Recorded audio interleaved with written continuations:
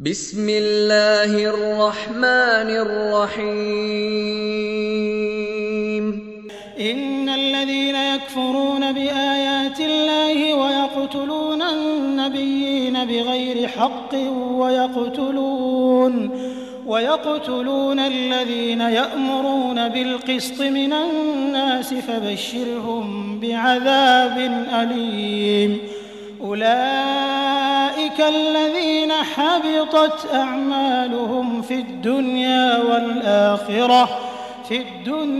والآخرة وما لهم من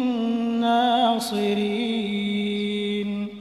ألم تر إلى الذين أوتوا نصيبا من الكتاب يدعون إلى كتاب الله ليحكم بينهم ثم يتولى فريق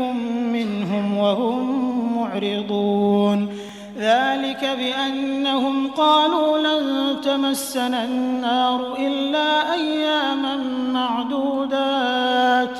وغرهم في دينهم ما كانوا يفترون فكيف إذا جمعناهم ليوم لا ريب فيه ووفيت كل نفس ما كسبت وهم لا يظلمون قل اللهم مالك الملك تؤتي الملك من تشاء وتنزع الملك ممن تشاء وتعز من تشاء وتذل من تشاء بيدك الخير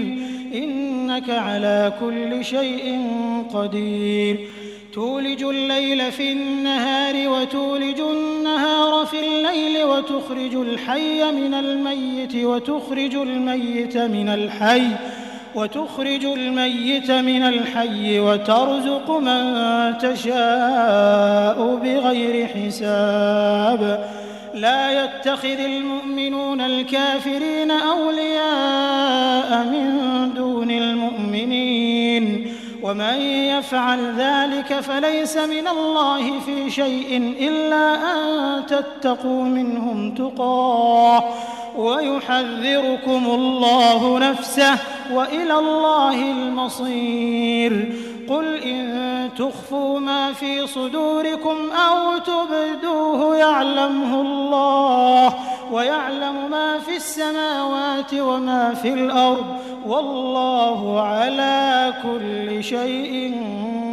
قدير يوم تجد كل نفس ما عملت من خير محضرا وما عملت من سوء تود لو أن بينها وبينه